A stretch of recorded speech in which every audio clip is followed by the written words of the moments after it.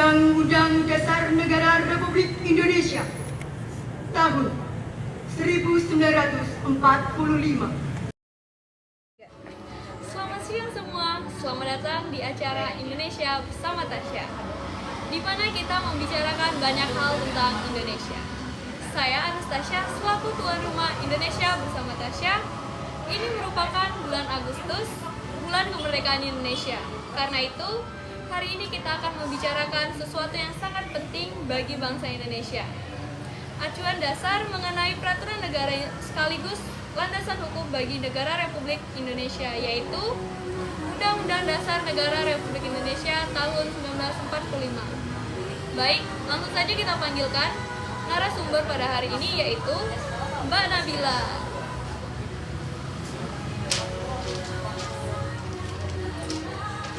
Halo, selamat siang Mbak Nabila. Selamat siang Mbak Tasya. Gimana kabarnya Mbak? Alhamdulillah baik Mbak Tasya. Mbak Tasya sendiri bagaimana kabarnya? Saya baik Mbak. Oke, jadi gimana Mbak Nabila? Apakah sudah siap untuk menyampaikan materinya hari ini? Tentunya sudah siap dong Mbak Tasya.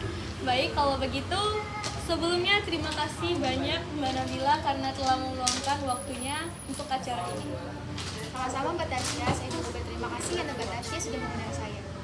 Ya, Mbak Nabila, hari ini Mbak Nabila akan membicarakan tentang Undang-Undang Negara Republik Indonesia tahun 1945. Ya kan Mbak? Betul sekali Mbak Tasya, jadi lebih spesifiknya pada hari ini saya akan membahas tentang hakikat kedudukan pembukaan Undang-Undang Dasar Negara Republik Indonesia tahun 1945.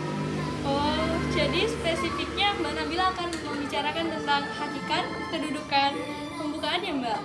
Iya betul sekali Mbak Tasya. Ngomong-ngomong, kita boleh tahu nggak nih Mbak, kenapa Mbak Nabila mau membicarakan tentang pembukaan undang-undang? Jadi, Undang-Undang Negara Republik Indonesia tahun 1945 ini dikatakan sebagai bagian yang terpenting karena di dalamnya itu berisikan norma fundamental negara dan tujuan negara. Tujuan bangsa ini merupakan hasil kontrak kenegaraan antara rakyat dan negara.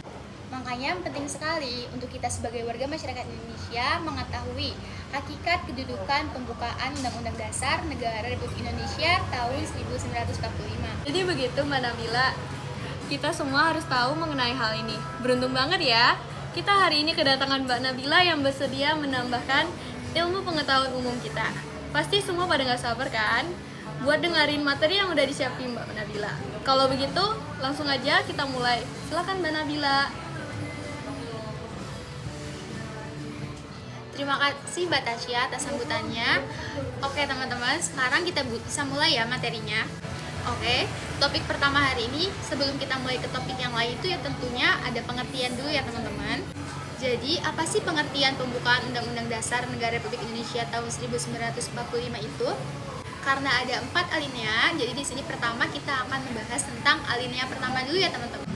Isi alinea pertama pada pembukaan Undang-Undang Dasar 1945 adalah tentang nilai kodrat atau pernyataan universal bahwa negara kita itu merdeka. Lalu pada alinea kedua ini merupakan realisasi dari perjuangan bangsa. Dan dari perjuangan itu terciptalah negara Indonesia. Pada alinea ketiga ini ada pengakuan nilai religius.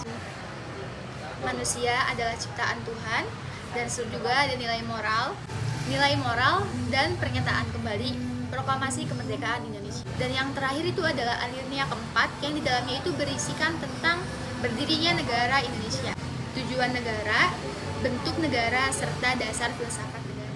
Wah, jadi begitu Mbak Nabila arti isi pembukaan Undang-Undang Dasar 1945 yang mempunyai 4 alinea. Selama ini teman-teman pasti hanya mendengar waktu upacara doang kan? Sekarang jadi tahu deh arti isi keempat alinea tersebut. Iya Mbak Tasya, jadi sekarang kita bisa lanjut ke topik yang kedua ya Mbak Tasya dan teman-teman semuanya. Jadi pada topik kedua ini kita akan membahas tentang hakikat kedudukan pembukaan Undang-Undang Dasar tahun 1945. Jadi hakikat kedudukan pembukaan Undang-Undang Dasar 1945 itu adalah sebagai tertib hukum tertinggi atau artinya adalah sebagai sumber hukum positif Indonesia. Itu berarti seluruh aturan perundang-undangan yang ada di Indonesia ini harus bersumber dari pembukaan Undang-Undang Dasar 1945. Yang di dalamnya ini terkandung asas kerohanian ataupun bisa disebut juga sebagai filsafat negara Republik Indonesia.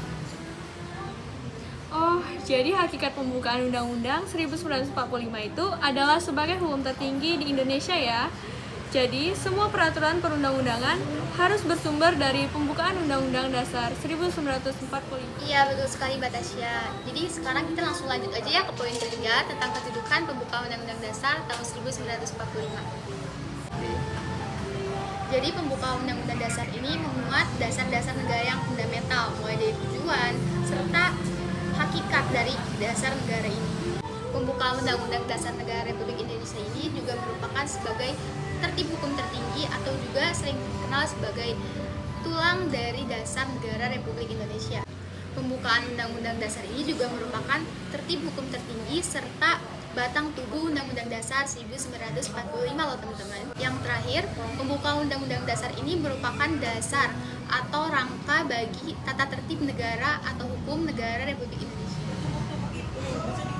Oh, jadi begitu teman-teman. Kedudukan Undang-Undang Dasar 1945 terdiri atas dasar-dasar fundamental negara dan lain-lainnya.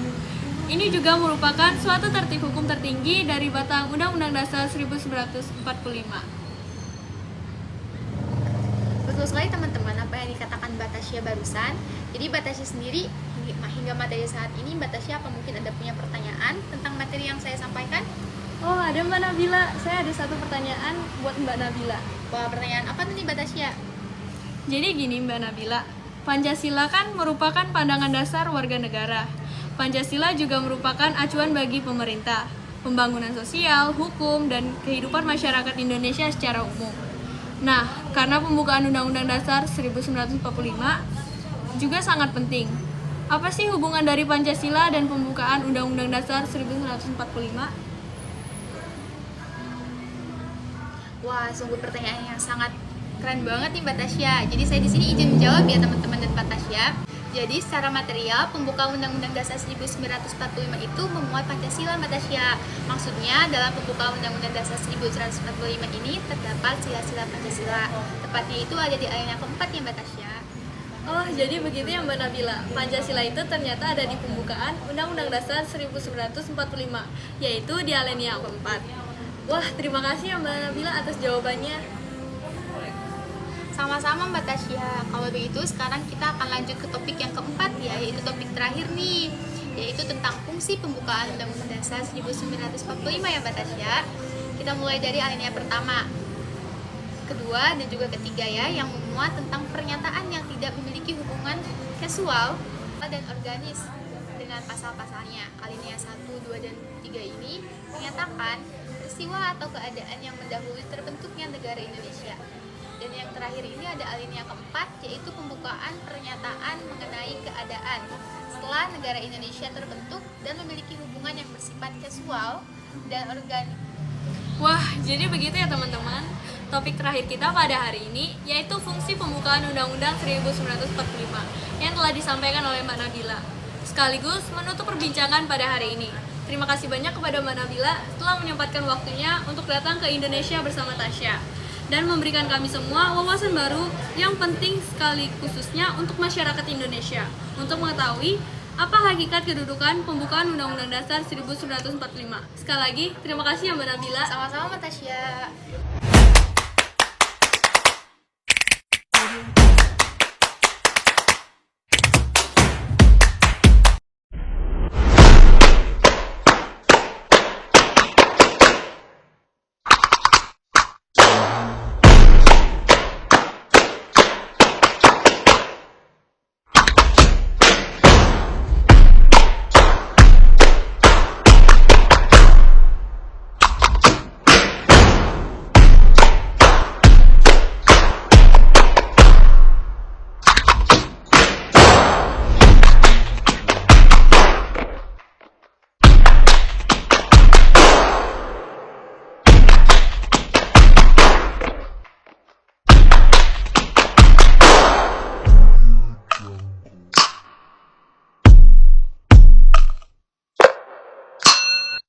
Ini menyatakan kemerdekaan Indonesia